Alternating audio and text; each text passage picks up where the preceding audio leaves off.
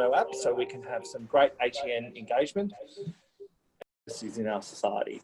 Day 2 is jam-packed, and so it's going to be a great discussion, and I encourage all of our participants to log into the Slido app or go to slido.com to participate and pose some questions to our panellists, including our first speaker, the Honourable Tanya Plibersek, Shadow Minister for Education and Training. To access the Slido app, the code for the today's session is ATN Town Hall, or you can follow us on social media, #ATN Town Halls. I'm now going to introduce the Chair of the ATN and Vice Chancellor of the University of Technology, Sydney, Professor Attila Brungs, who will introduce the Shadow Minister, Tanya Plibersek. Over to you, Attila.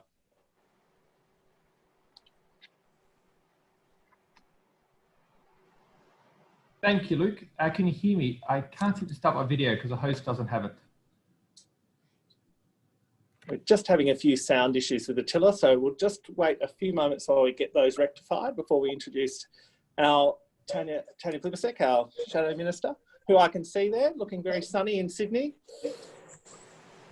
It's always fun doing these things on a broadcast because we have me in Canberra, we have people beaming in from Perth, Adelaide, Newcastle, Geelong, Melbourne and Sydney. So it's fun times working with technology. Don't work with technology, children or animals, they say. So we'll just see if Attila's good to go again. Luke, and no? Otherwise, I'll do the intro and we can go from there. I can see and hear Attila. Oh, perfectly. Luke, we can see you, Attila. We just can't hear you. That's the issue. I can hear you. I can hear him. All right. Well, over to you, Attila, and let's see how we go. I think, given that you can hear me, Tanya, may as well just start. And thank you very much. It's an absolute pleasure to be joined by Tanya Plibersek, who has been, always has been, continues to be a fantastic advocate and champion for the higher education sector and needs no introduction.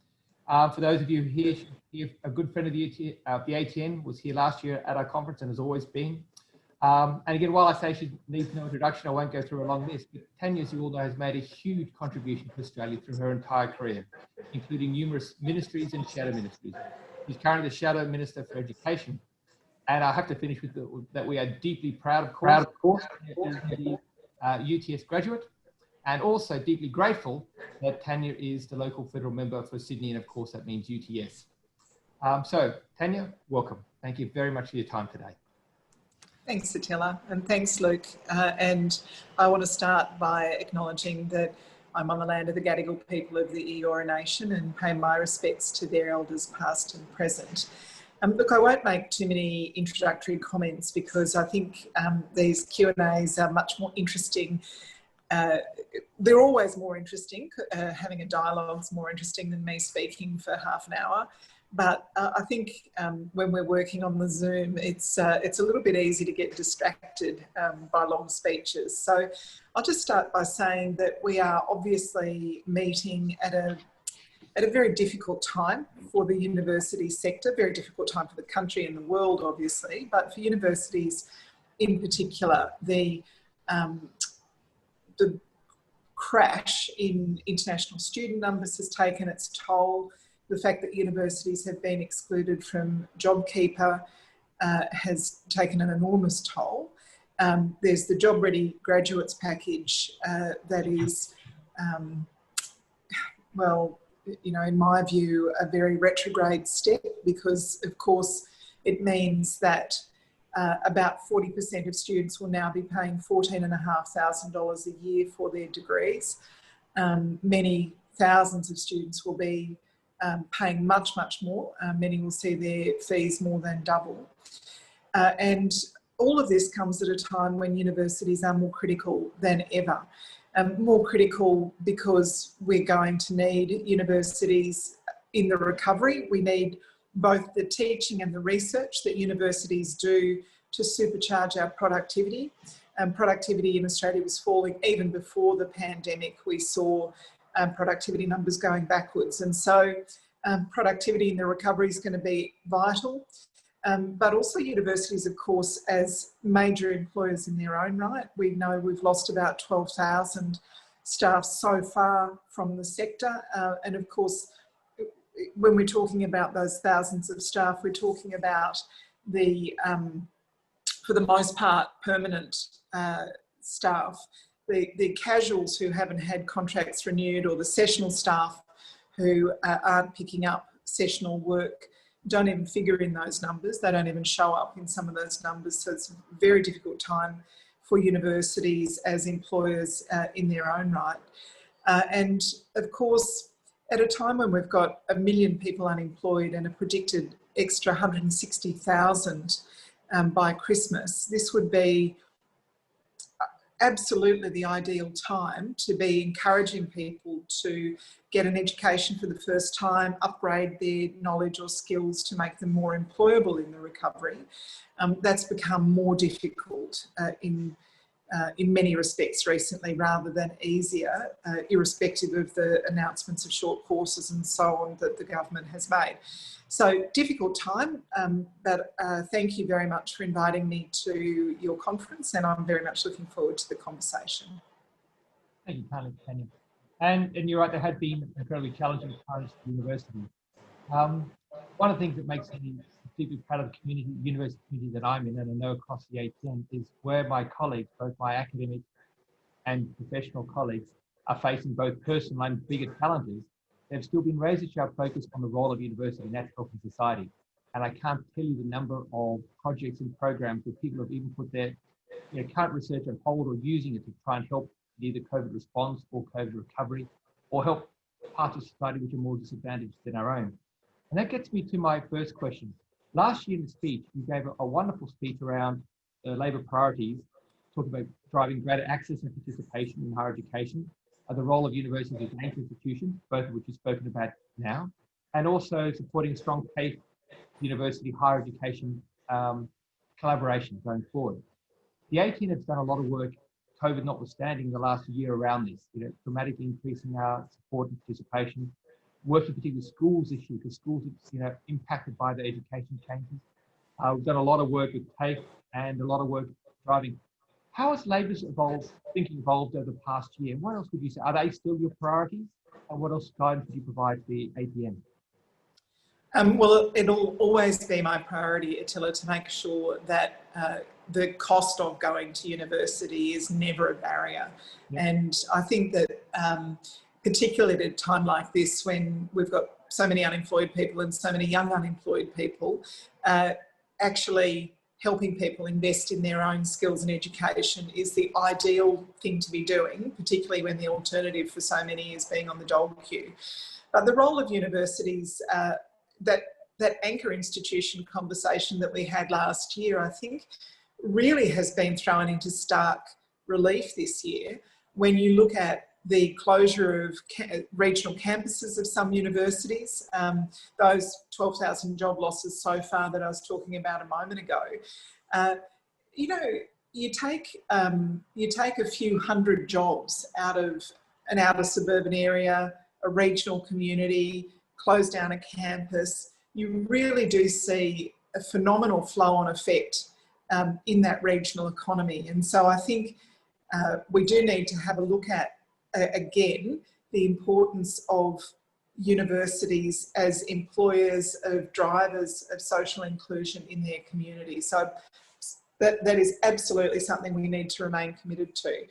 But again, I think at a time like this, we need to particularly focus on universities as drivers of productivity, because both in the education of our people, in the research they're doing, we're going to need the skilled people, and we're going to need the technological breakthroughs and discoveries, the new approaches to doing things, the new medicines, the new materials, the new inventions, to help us recover from the economic downturn caused by the pandemic. And I think it's really it's important to think about universities both from the perspective of the opportunities that they give individual students to change their lives, transform first in their family, first in their community to go to university, and the economic security and independence that gives a person, as well as thinking about as a national investment. Why do we do this? Why do we invest in universities? It's not an indulgence. It's actually what we learn, discover, invent, promote, progress in the university sector delivers a return to taxpayers' investments. And I can't think of a more acute illustration than we've seen in recent months with the reliance on university research for the COVID-19 response, not just in terms of medicines, treatments, vaccines, cures and so on, but also, I mean, who's been training our epidemiologists all this time? Who's been modelling the progress of diseases and how they spread through a community?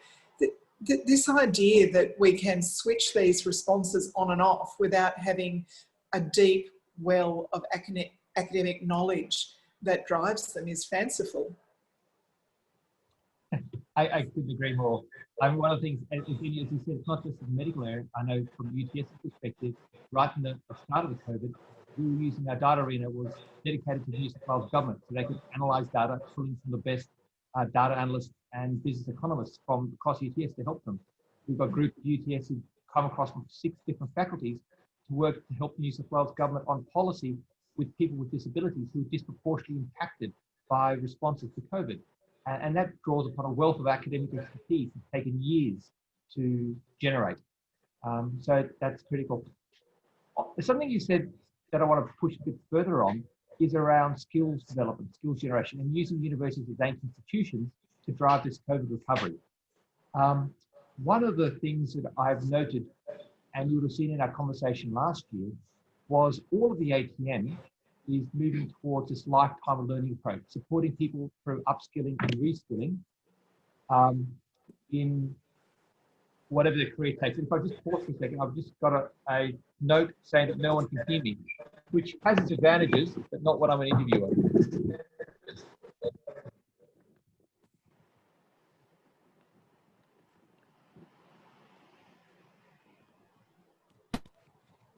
Is that any better? Oh, yes, Attila, much better. It is better, yep. Tanya, can you hear me better now? Or it's about the same? I can, yeah. I could hear you before, but it's better now. Okay. So back to the question. Thank you, Tanya. Back to the question.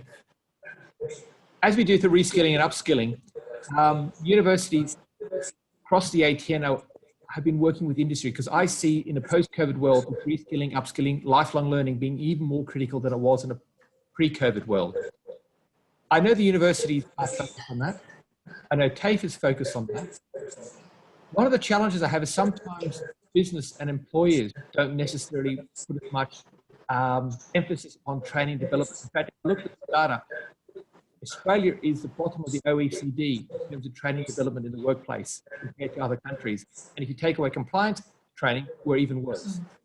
How do you think we can change that going forward? Because I see without that connection with industry, without industry coming to the party and helping that reskilling and that upskilling agenda, Australia will not recover from COVID as it does. I think actually that's going to be a particular worry in the next few years, because employers will be seeking to cut costs wherever they can. Well, I shouldn't generalise. I believe some employers, and it depends on the sector, obviously, but the war for talent has really changed almost overnight. People will be looking for secure employment, and employers, I think, will have the choice of some very highly skilled people who've recently lost their jobs. So I think what was already a problem is likely to be exacerbated in the labour market that we're moving into. And I don't know if there's any solution other than a bit of carrot and a bit of stick. I think the government support for a better relationship between TAFE, university and employers needs to be there, and the government has talked about that in the most recent budget. So we'll see how any of the new measures that they've introduced in the budget actually support or facilitate better connection between employers and educators. But there also needs to be, I think, transparency and accountability around this, and a bit more of a level playing field. In the past, the best employers have done it because it's been in their interests to do it. It's been good for them to get, they have recognised the benefit to the bottom line of having highly skilled, well-educated staff and investing in that. The poorer employers haven't done it. They've just poached staff from the good employers who have done it. And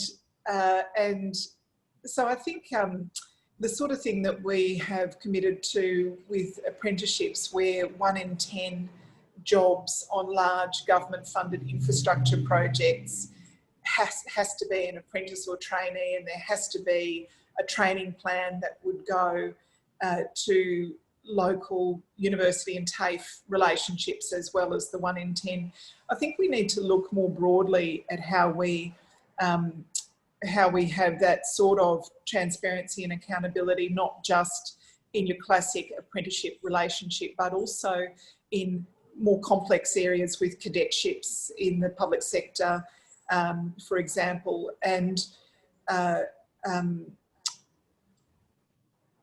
unless there's a bit of, I think, a bit of nudge, as well as just, you know, the employers recognising that it improves their bottom line, I think it'll be an area that falls away in coming years. So yeah, we need to be pushing it a bit more. Yeah, absolutely. And I think one of the challenges is with this rapid skill development that we need for many of the industries that we need for Australia, unless it is developed, you can't poach it because those skills don't currently exist. So the strategy that some of the, what you call the poorer employers in the past of just poaching those skills, there won't be anybody there to poach. And that's what worries me. And not so long ago, people in skilled professions or complex business areas were talking about their war for talent and how competitive it was to find the skilled staff they need. In fact, just before the pandemic, 3/4 of Australian employers were saying they couldn't find the skilled staff they needed. The employers associations were talking to me as much as anyone about the lack of the skills they needed for their businesses to expand. I think that equation has really changed, and unless there is some push from government through at least transparency and accountability, if not quotas, it just won't happen. Yep, I think that's absolutely right. Something that you've mentioned before, you spoke a lot about it at the last ATN conference, and you've mentioned it now, and the budget's come out in relation to TAFE and the role TAFE plays. You had a great vision again last year about, you know, a more integrated future for TAFE and universities. In this post-COVID recovery, how's your thinking moved on, or what insights would you give us in terms of the distinct roles that universities and TAFE plays in this sort of education, I suppose, a skilling and upskilling agenda that we really need to have? So I still really like the idea of more permeability between TAFE and university. I think we need to be allowing people to pursue things that they are interested in. University has much more traditionally been the place where you go and get the education you need to do the job that you want or have the career that you want.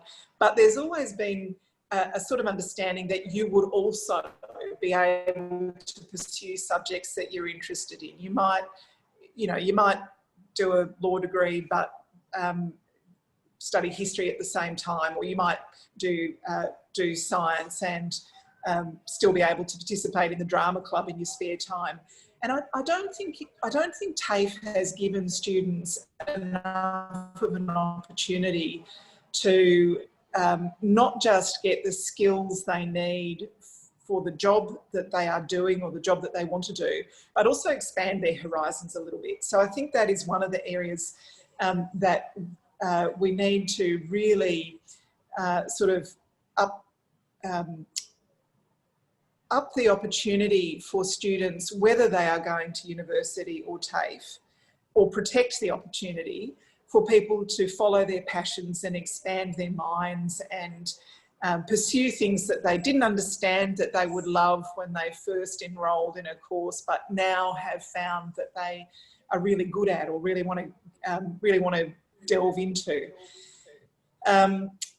The other obvious, and we need to, part of that is really raising the status of technical and further education as well. We do need to make sure that people understand that this is not a second best option. It's not for, university is not for everyone, TAFE's not for everyone. You might do parts of your education at different times in your life in one or the other. You might do a degree and then do some technical qualifications at TAFE. You might start with a certificate 4 in TAFE and then go on to do your bachelor's at university, but using being able to articulate some of what you learned at TAFE into that degree. All of that needs to be much more seamless for students. At the moment, it is complicated and people are very defensive of their own patches and a little bit unwilling to recognise the value of education from other sectors and other institutions. So we need to get better at all of that. I am a little bit worried that the pendulum was swinging a bit too far towards micro-credentialing in the vocational education sector and being very narrowly jobs focused, but only for this one job at this one time. So I think the discussion in the sector at the moment, which is looking more at a group of skills that helps you work in a field rather than being simply narrowly focused on getting the qualification you need to do this small part of your job.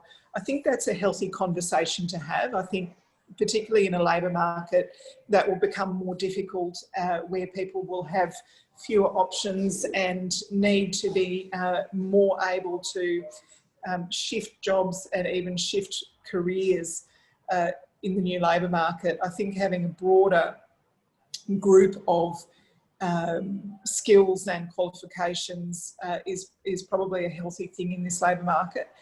And again, I suppose full circle, being able to move between your technical qualifications into a higher degree is a healthy thing in that context as well. Yeah, thank you, Tanya. That makes a lot of sense. I mean, from my perspective, I know some things we're doing at UTS and across the ATN as we think through how do we make sure people are as employable as possible.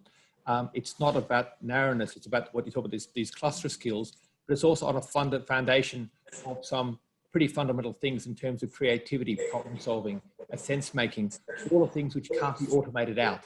Because what we also have to do to help people is there are many skills which are being automated now, and we have to make sure that people, as you future-proof your career or your life, you've got the ability to relearn new skills, and also you bring what's uniquely human to workplaces or to your life, which are, some of these bigger sense-making things that people have. So, can I just, I just want to add a little something to this, Attila, because one of the stated intents of the Job Ready Graduates package is to essentially discourage studies in the humanities. That's an explicit aim of the new funding arrangements. And I think I probably shouldn't be saying this to the ATN, but I find that incredibly short-sighted because when you talk to employers, there are obviously, if you want to be a mechanical engineer, you need to learn how to be a mechanical engineer, and studying French probably isn't going to make you more employable. it might make you a more interesting person, and it might give you some, you know, rich source of pleasure for the rest of your life. So of course it should be encouraged for that reason. But so many of the jobs that people are doing now and will be doing in coming decades are changing so quickly that those skills of collaboration, critical thinking, inventiveness, imagination, curiosity, good communication skills, the ability to research, synthesize information and communicate it effectively. These things are intrinsic to some of these humanities courses that the government is saying are not practical ways of getting into the labour market. In fact, if you talk to some of the big, you know, big accounting firms or big professional services firms, they've probably got as many, you know, classical Greek graduates as they've got people who studied business, because it is an approach, an intellectual approach, curiosity, rigour, all of these things that they look for as well. And I think it's a real thing that universities need to protect and cherish, that the giving you intellectual skills, that is valuable. It's not just the individual bits of information that you know, find and memorise through the course. And I think the government has they've really missed the importance of that. So again, something that I think, you know, because we've spoken about it, that I think is absolutely foundational in the university education is those critical thinking, problem solving, ability to critique, and in all degrees. So I don't even say that, you know, that's the humanities are very valuable. And universities will continue to do and teach humanities because they're very valuable. But I wouldn't say I'm just a humble scientist. But creativity, discovery, problem solving, sense making, communication is just as critical part of a science degree and a hardcore science degree, particularly at university. And that's built in. And you and I, Attila, we've talked before about how there's a value if you don't know that you want to be a mechanical engineer, but doing a broader engineering degree, or if you don't know what branch of science you're particularly interested in, the value of doing a more generalist science degree and exploring and discovering and then specialising a little bit further down the track. Has great advantages, absolutely. On the other side, one of the things that we want to make sure we do, and we do this at the ATN quite a lot, is making sure people can apply that breadth of knowledge in the workplace. And so that's one of the great things about internship programs that all of us have, is that so people get the real practical experience of applying the wonderful ability of sense-making, knowledge, discovery in the workplace. And all the evidence shows that the ability to demonstrate that or learn those skills while you're learning your degree as well gives you great advantages throughout your whole life. So the ability to demonstrate that and connect it is as important as the skills we're learning. I'd like to, given the time, I'd like to move on to another question. And that's since universities, I mean, in the 1,000 years of universities in sort of the West anyway, the role in terms of international collaborations and partnerships has been a core part of that. You know, scholarship and academia has no sort of national boundaries in terms of how they've progressed. And that's been a core part of universities in Australia role for Australia. The benefit we bring to Australia is bringing the best knowledge from around the world back to Australia. I mean, since World War II, successive governments in Australia have really encouraged international collaboration and partnerships, particularly in our region. In this time when there's almost like an innovation race going on around the globe, as we emerge from COVID, a core part of the benefit universities bring is how do we make sure we connect? We're only 2% of the world's innovation. How do we connect to the 98%, bring it back to Australia for our societal benefit, for, you know, for our well-being of our citizens, as well as the economic prosperity of our companies? Given the geopolitical tensions that we have in the Pacific, how do you imagine that universities' business may need to change to cope with that, but also still to develop and to deliver that value that we have for Australia, which is how do we get the best of the world and bring it back to Australia? I think this area of academic collaboration is a really fraught one at the moment. I haven't spoken to anyone in the university sector who says we don't have to protect our intellectual property, or it's fine to you know, be blasé about dual-use technologies, things that might have military or intelligence elements to them. Nobody's blasé about that. I think the universities were taking these issues very seriously, and I do think it's up to the government to explain how they expect beneficial collaboration to continue in an environment where the government is seemingly so hostile to it. So I think the research part of it's very important. I think the treatment of international students during the pandemic really does also undermine the very, very beneficial role that education can play in soft diplomacy. I have travelled all over our region and met people who have studied in Australia who still have friends, business associates, fond memories at the very least of their time in Australia. And given, you know, we've actually seen these distressing images of international students queued up to get charity food handouts during the pandemic, I think that that really has been shaken. On the larger geopolitical, you know, what's changing, I think the biggest change we need to face is, well, there's two elements to this. The first is a government that doesn't really recognise the value of our fourth largest export earner. I think if coal or gas or iron ore had lost 12,000 employees, there's no way on God's earth that it wouldn't, you know, those sectors wouldn't be eligible for JobKeeper.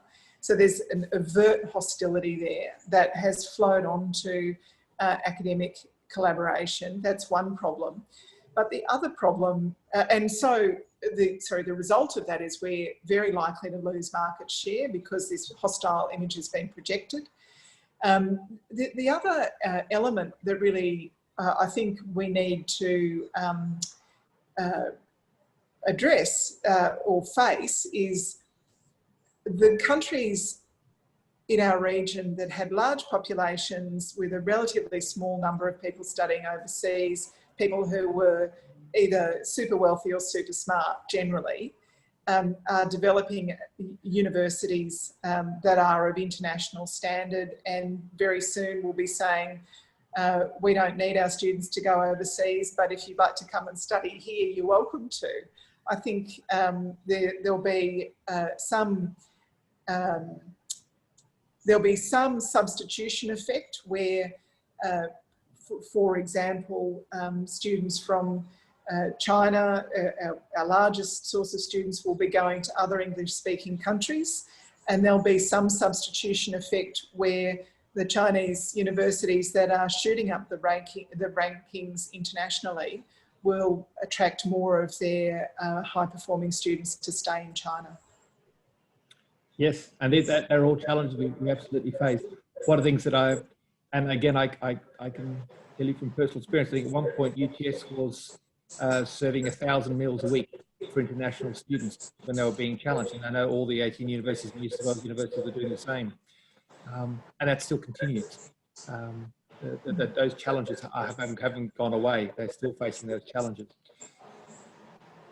Given the importance, as you highlighted, of international education, both as part of our economy, more importantly, as members of our community and the richness that they add to Australia, and then importantly, let's call it the connections that they bring internationally. So we have this incredible network of people who studied in Australia with goodwill towards Australia. What do you think? Australia's got very high quality universities. What do you think we could do as a nation to try and set ourselves apart from other education markets going forward, and to try and rebuild that? Not just from the economic side, which is very important, but from the importance of our national character, which is this sort of openness, connectedness. Well, I think universities really need to work collaboratively to sell brand Australia better overseas. I think it's a real waste of energy and effort to have Australian universities competing too much with one another rather than brand Australia competing with brand Canada or brand USA or UK or New Zealand. If people want to have a university education in an English-speaking language country, they of course look at individual institutions and their international rankings are a shortcut way that a lot of people make their decision.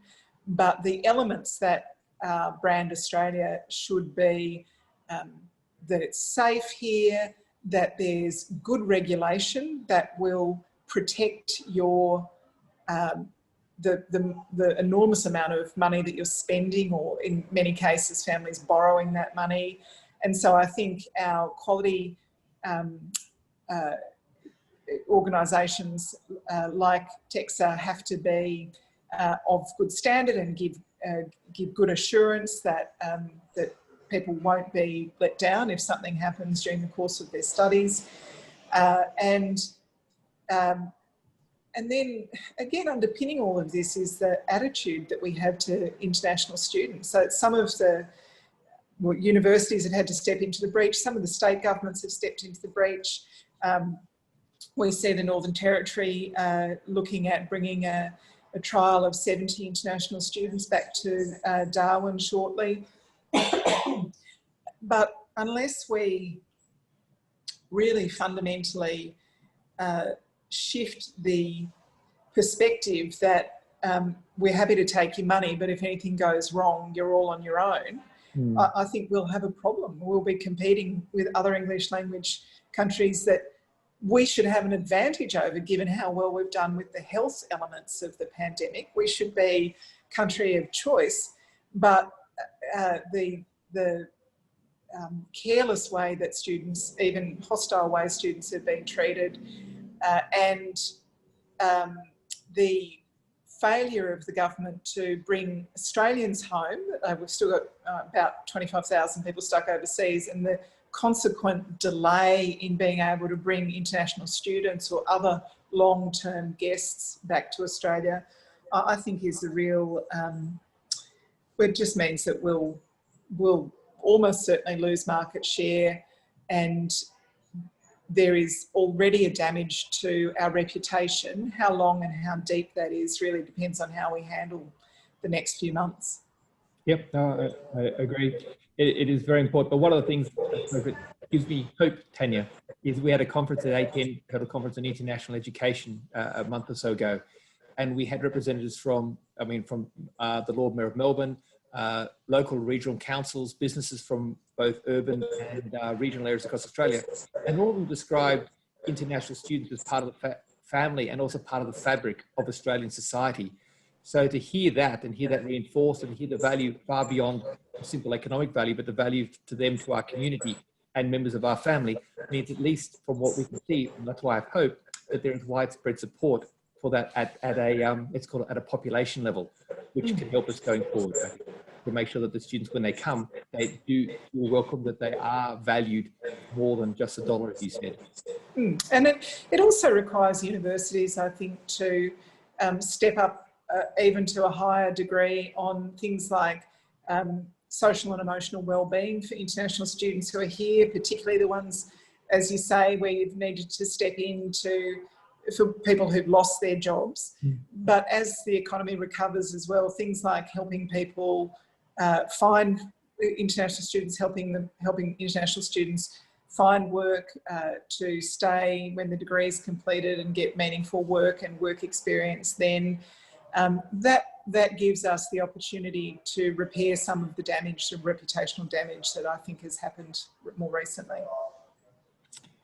Well, I don't like ending on a negative note. I know we're coming towards the end, but I would like, through Luke, to enable people to ask you questions, because some of the people who valued very much last ATN conference was the ability to ask you questions directly. So Luke, over to you in terms of maybe a few questions in the last minutes we've got. Yep. Thanks very much, Attila, and thank you, Tanya, for that wonderful question and answer. I wanted to focus a little bit more on international students. We've had some questions from our participants around how do we build a social license for the value of the international education sector. So that means how do we, when many Australians are still stuck overseas, as you rightly pointed out, businesses are in hibernation, and you know, how do we actually build a broader coalition than just the brand Australia discussion overseas? How do we get people in small businesses and regional towns across, you know, Australian walks of life to be champions for the value of international education, and how can we bring the political class with us on that journey? Look, I think there's a few things. There's obviously the this is easier in smaller towns and cities, but if you take a community like Launceston or Bendigo or Ballarat or Townsville or Cairns or Armidale or Tamworth, or places that have university campuses, and you take the international student component out, the economic impact of that is very, very quickly felt. And even, I mean, Attila would know the difference in his part of Sydney with international students not able to return to UTS. The rents drop, restaurants are empty. There's a whole lot of jobs that used to be done by international students that aren't being done at the moment. You really feel the impact. So there is the obvious relationship with local business organisations and local government representatives and so on. I think one of the dangers here is international students have been very easily exploited by unscrupulous employers, and so pointing out that, you know, it's been hard to find enough people to do some of the jobs that were underpaid and treated very badly before the pandemic is not a strong argument. There actually needs to be, along with the discussion of the economic impact of taking students out of a community and taking them out of a workforce, a real restatement that when students are able to return, they'll be, of course, working in a lot of areas where there was previously high rates of employment for international students, but that will also be protecting their workplace rights, pay, and so on, because what the last thing we want coming out of you know, unemployment rates that are 8 or 9% is a perception that we need to bring international students back because nobody's prepared to work in some of the poorly paid, poorly treated jobs that international students were being exploited in before. So that's something we need to guard against. And I think it's really important for regional communities in particular have a really good opportunity of talking to government MPs, National Party and Liberal Party MPs about the economic hit and the and also the, you know, what's missing from their communities as international students have been held up from returning to Australia or coming to Australia. There's no, I mean, you don't need to convince me. I think it's international students really play an important social as well as economic role. But I think some of the more conservative members of Parliament believe that, you know, there's somehow a competition between Australian students and international students, or somehow a displacement. And I obviously that's not true, but explaining and campaigning on why that's not true is an important thing to do now, I think. Thank you, Tanya. And I know we're really stretched for time, but there's been one additional question about providing young children and school children the right careers advice. And I know this is an area of passion for you. How can universities get it right, working with TAFE and building and embedding that aspiration for post-secondary study, whatever the pathway might be? What's Labor's thinking around that? Well, look, you know that I am absolutely passionately committed to this. I think we need to start much earlier than we do. A lot of careers advice happens when young people are 16 or 17 years old, and we don't start nearly early enough. I think there needs to be a great deal more professional development for most school teachers that are working with students on career pathways and so on. I think universities and TAFE have an opportunity and a responsibility themselves to do research. And I know HEP was a really great opportunity to do that. So making sure that equity funding is really targeting students who are from families or communities or schools where university aspiration is not as high as it ought to be, or any post-secondary education aspiration is not as high as it should be, using existing students or students who originally from those schools or from those communities, as many of the HEP approaches did. That in itself is so valuable. Making sure that teachers in poorer schools understand alternate pathways into TAFE and university for their students, and actually having a continued connection from school in the year after graduation. So I've seen some great examples of schools that have what they call a year 13, where they put a couple of teachers on for that the students can come back to the year after they've finished high school if they need help with CV writing, job applications, work experience, negotiating TAFE and university, an advocate. That's particularly important in families where parents haven't got experience of post-secondary education, or where their work has been sporadic or low skilled. Having someone who understands the world of work that can help a teenager navigate what is, second nature in some households, but really quite frightening and intimidating processes in other households is really valuable. So I think there's a bunch of things that we can and should do. I noticed an article the other day that said during the COVID we've spent $700 million more on job network providers than similar time pre-COVID, and I think it shows you the scale, the sort of money that we're spending in many respects very ineffectively in supporting people into jobs. I think a lot of the incentive systems that operate in the job network provider world at the moment would be actually better spent on starting earlier and having more relationship between schools and TAFE and university, rather than leaving it till kids are unemployed and just before they make a decision at the end of high school. There's a bunch we could do.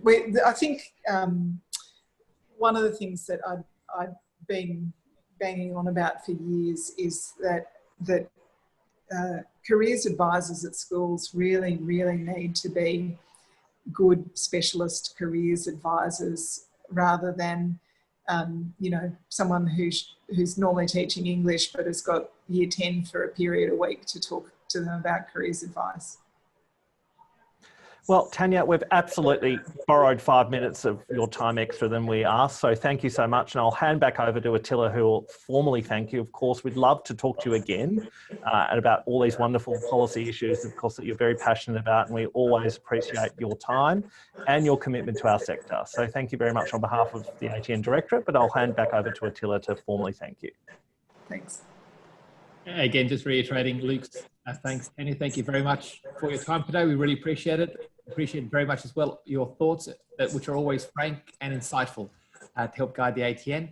And as Luke said, thank you for being such a passionate advocate for higher education for our country. It makes a real difference, and we really appreciate it. I wish you all the best for the rest of the day. I'm sorry for taking that minute of your time, and on behalf of all the ATN members, I know that they found the session last year very insightful, and I know this year was exactly the same, so thank you kindly. Thank you, Attila. Thank you, Luke, and to everyone who's been listening. Enjoy the rest of your conference. Thanks very much, Tanya. And I'll rejoin you all at about 1 o'clock, which is in about 9 minutes, for our session on ATN Frontiers, the development of our new HCR training concept, which is terribly exciting. So with our chair, Laurie Lockyer, the Graduate Dean at the University of Technology, and we'll join you in about 9 minutes at 1 o'clock. See you then.